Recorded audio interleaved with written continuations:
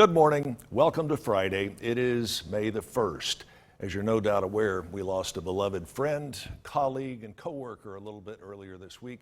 And joining us on this very special edition of Let's Chat to talk about that, it is Ted Goki from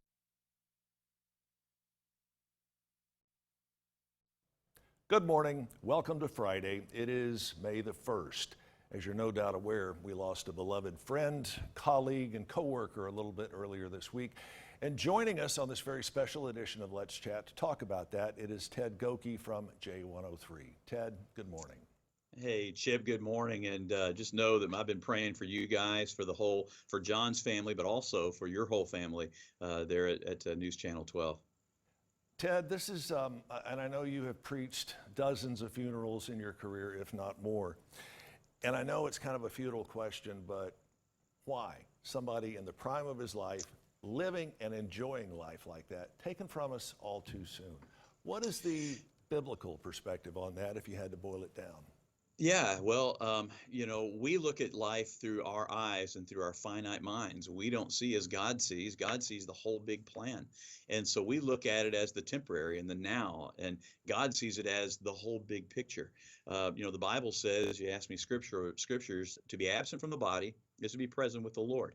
And so someone like John who knew where he was headed, who loved the Lord, and now he's in heaven. I think I saw one of your coworkers there post that he's now with some other family members that he mentioned. And so, and they say that death is but a shadow. And so, Chip, being a weather guy, when the sun's up and you see your shadow's not your real thing. The shadow is just there. And so we have to live through the shadow to get to the real thing. And that's what death is. Death is just a shadow to get us ready for the real thing. Very well put. But let me ask you this. If you had the opportunity to directly address his daughters that are still here, young ladies in their early 20s, getting ready to really enter the pinnacle of their life as they soon to graduate college, what do you tell them? Yeah. Well, first of all, you tell them that you really don't have the words to say. There's nothing that you can, unless you've lost a parent. I've lost my father. My dad died several years ago. And just what people would say to me, a lot of times people come through and they didn't know what to say. And you know what? That's perfectly okay. It's just your presence of being there. I would tell his daughters that you guys are so blessed. You had a dad that loved you and cared for you and would do anything for you. And you were blessed to have that. And just hold on to that memory. He was so proud of you. And I've talked with him about the girls before and about where they are and just how proud he was of them and where they're headed. And just to know that in the milestones of life to come, all those big occasions, those big things, that your dad is still, I believe he's still there smiling on you and there. And part of him is living inside of each of them.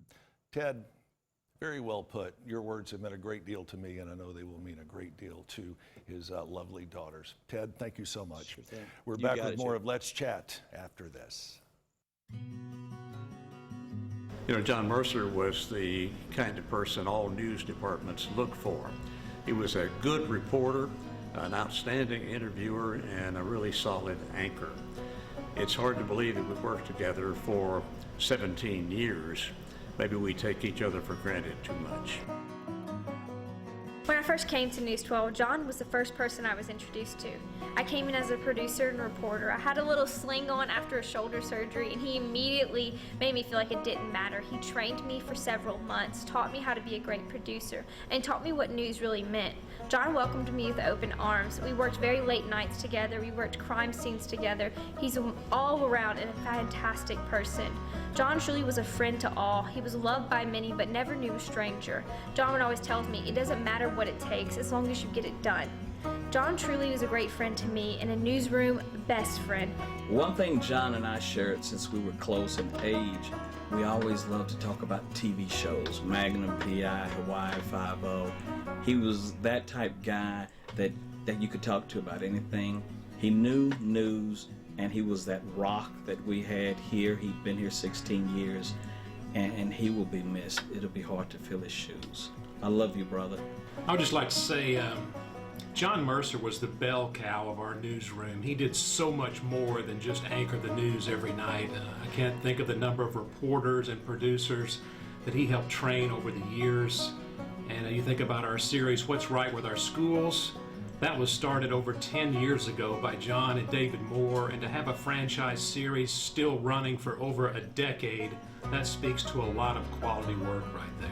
I started off in News 12 as an intern, and the first anchor presence that I ever got to know was John Mercer. And I remember being so intimidated by him because he was John Mercer. He was the John Mercer.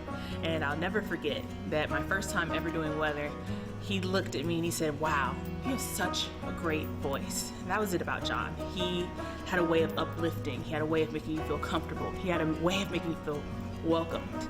And that is, what will be missed. There's not many people that can make you feel that way, make you feel special, make you feel loved no matter what they say to you. And John, you will be missed. We love you. We're praying for you and your family. What I will remember the most about John Mercer is his passion had purpose. He truly loved delivering the news every night at 6 and 7 o'clock and 11 right here at News 12. He was always a very hard worker and did his best for our community each and every day. John is not only just an anchor and a staple for our station here and for Chattanooga, the city of Chattanooga, but he's also was a dear, dear friend of mine. He helped me through some of the hardest moments of my life personally just by being there for me, and he's made me a stronger journalist, and I can't imagine News 12 without him. John loved to talk about his daughters. My sons are the same age as his daughters. And when they were in middle school and high school, we would compare notes about where they were in dealing with whatever issues that they were dealing with along the way. And it was always neat to share different perspectives as the father of sons, to hear from the father of daughters about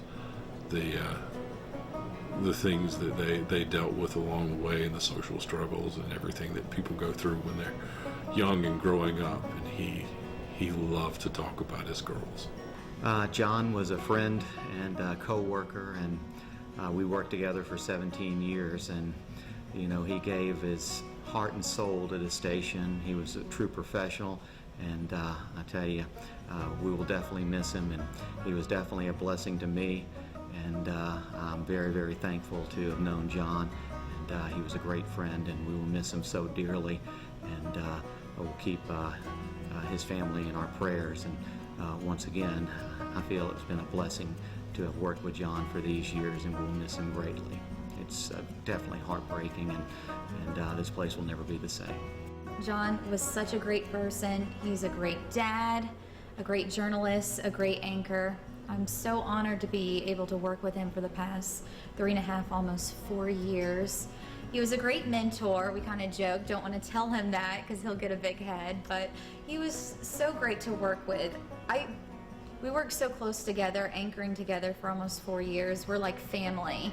We would fight sometimes, not too often. Most of the time we would goof off, but it was just really easy to work with him, no matter the story, whether it was something lighthearted, doing something different with a 7 o'clock show, dressing up in our Halloween costumes every year, or doing something fun for Christmas, whether it was playing in the band or doing a special Jingle Bell Rock song.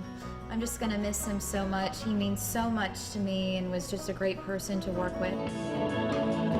Look around, choose your own ground.